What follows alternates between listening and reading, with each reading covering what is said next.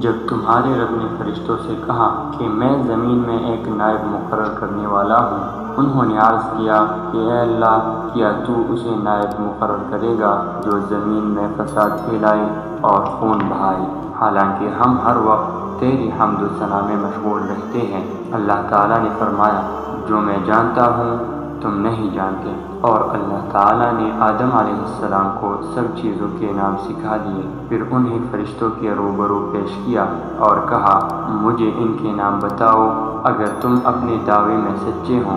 اس پر فرشتوں نے کہا، اے اللہ، تو پاک ہے، ہم تو اسی قدر جانتے ہیں جس قدر تو نے ہمیں علم دیا ہے، بے شک تو ہی علم و حکمت والا ہے۔ اللہ تعالیٰ نے فرمایا، اے آدم، تم ان کو ان کے نام بتاؤ۔ پس جب اس نے فرشتوں کو ان کے نام بتا دیے تو ارشاد ہوا کہ میں نے تم سے نہیں کہا تھا کہ میں زمین و آسمان کے غیب سے پوری طرح واقف ہوں، اور میں سب جانتا ہوں جو تم ظاہر کرتے ہو اور جو تم چھپاتے ہو۔